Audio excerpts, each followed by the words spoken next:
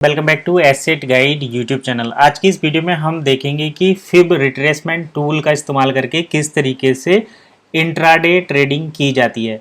तो intraday trading आप किसी भी चाहे तो आप निफ्टी बैंक निफ्टी में कर सकते हैं, या फिर आप चाहें तो किसी स्टॉक में कर सकते हैं, करेंसी में कर सकते हैं, या फिर कमोडिटी मार्केट में भी कर सकते हैं। तो यहाँ पर मैं आपको जो लाइव एग्जाम्पल आज देकर दिखाऊंगा वो मैं यहाँ पर बताऊंगा स्टॉक के माध्यम से, क्योंकि स्टॉक ही बेसिक होता है जहाँ पर आप ट्रेडिंग सही से सीख सकते हैं। तो चलिए सबसे पहले तो मैं आप एक जो फिब रिट्रेसमेंट टूल होता है उससे किस तरीके से ट्रेड ली जाती है उसके बारे में बताने से पहले उसको किस तरीके से अप्लाई करते हैं वो सारी चीज़ें यहाँ पर बताऊँगा। तो चलिए हम IT का एक स्टॉक लेते हैं जिसका नाम होता है LTI और M। तो LTIM जैसे ही आप लिखेंगे तो LTI माइंड ट्री करके स्टॉक की जो चार्ट है वो ओपन हो चुका है। अब देखिए यहाँ पर देखा जाए तो 2 घंटे का चार्ट सबसे पहले हम ओपन करते हैं। 2 घंटे के चार्ट से हमें स्टॉक की एक ओवरव्यू मिलता है कि किस रेंज में वो चल रहा है। तो अगर हम देखें यहाँ पर तो ऊपर की तरफ एक रेजिस्टेंस आपको देखने को मिलता है, क्योंकि 2 बार यहाँ से प्राइस रिजेक्ट किया है। और नीचे देखें तो एक सपोर्ट हमें यहाँ पर देखने को मिलती है, क्योंकि बार बार प्राइस यहाँ तक आता है, इस रेंज तक आता है और इससे ऊपर जाता है। तो ये दो चीज़ें हमें यहाँ पर देखने को मिल रही हैं इस छोटे से मूवमेंट में। यहाँ पर मूवमेंट किस तरीके से चल रहा है, तो यहाँ पर देखिए मूवमेंट कुछ इस तरीके से चल रहा है। प्राइस आ रहा है, ऊपर आ रहा है, नीचे आ रहा है, ऊपर आ रहा है, नीचे आ रहा है। ठीक, तो प्राइस यहाँ से बार बार रिजेक्शन ले रहा है। तो अब हमें करना क्या है, जैसे ही हम जो है इंट्राडे ट्रेडिंग करेंगे तो हमें सबसे पहले पता चलता है कि हमें बाइंग करनी है या सेलिंग करनी है। तो मार्केट के लेवल के हिसाब से हम उन चीज़ों को देखते हैं। अब यहाँ पर हमने 2 पॉइंट या 2 लाइन ड्रॉ की हैं, जैसे 2 घंटे के चार्ट पर आप देख सकते हैं ये 2 लाइन ड्रॉ की हैं। इन लाइन के बेसिस पर हम जो फिब टूल है उसकी मदद से ये पता कर सकते हैं कि मार्केट बुलिश है या बियरिश है, क्योंकि ये तो एक रेंज बाउंड स्थिति है। यहाँ पर मार्केट इस अपर रेंज और इस लोअर रेंज के बीच में फंसा हुआ है।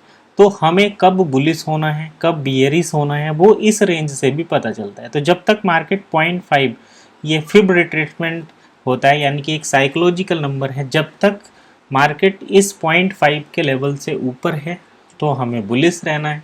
जब इस 0.5 के लेवल से नीचे आ जाए तो हमें बियरिश होना है। लेकिन यहाँ पर भी कंडीशंस होती हैं, जैसे कि इस सपोर्ट के पास जब है तो मार्केट सपोर्ट को तोड़ भी सकता है और सपोर्ट लेकर वापस भी आता है।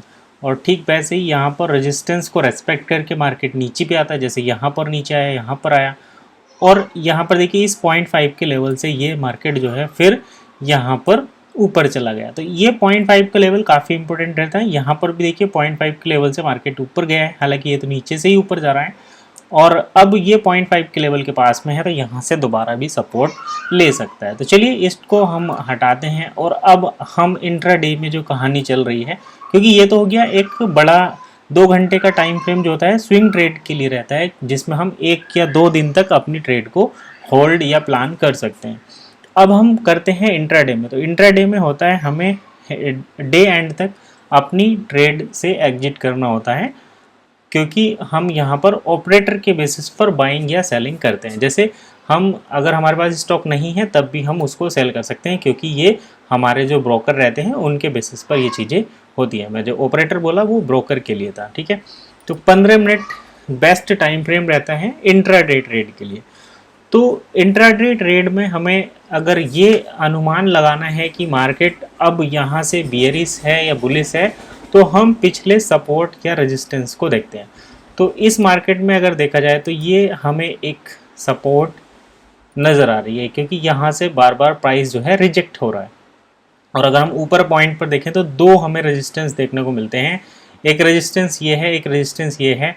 अगर हम बड़े वाले कोई रेजिस्टेंस मान लेते हैं दैट मीन्स हमारा ये हाई पॉइंट हो जाता है। तो अब इन 2 पॉइंट के बेसिस पर हम ये डिसाइड करेंगे कि मार्केट किस डायरेक्शन में जाएगा। तो अभी कल की अगर हम बात करें तो यहाँ पर कल था 22 अगस्त जो ट्रेडिंग सेशन हुआ है, 23 अगस्त का जो ट्रेडिंग सेशन हुआ है, इन दोनों के लिए हम यहाँ पर देखने वाले हैं। तो फिब टूल को यूज करते हैं।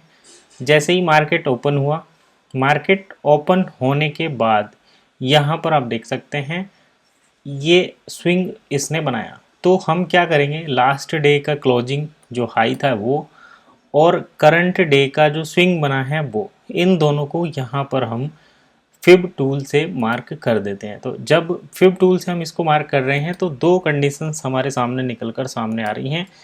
इन कंडीशंस के बेसिस पर देखिए किस तरीके से ट्रेड बनता है।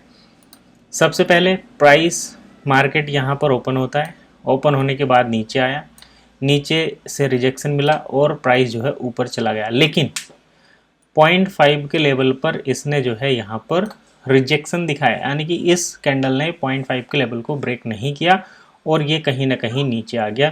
तो जब 0.5 के नीचे मार्केट सस्टेन करने लगता है, दैट मीन्स आपको तैयार होना चाहिए स्टॉक को सेल करने के लिए। और ये वीडियो केवल एजुकेशन पर्पज के लिए है, क्योंकि सपोर्ट और रेजिस्टेंस और लेवल ब्रेक होने के लिए ही बनते हैं। ठीक है, फिलहाल इतना ही। फिब रिट्रेसमेंट टूल का यूज किस तरीके से करना है, इसके बारे में काफ़ी जानकारी आपको मिली होगी। वीडियो कैसी लगी कमेंट करके ज़रूर बताइए। मिलते हैं नेक्स्ट वीडियो में, तब तक के लिए कीप वॉचिंग एसिड गाइड।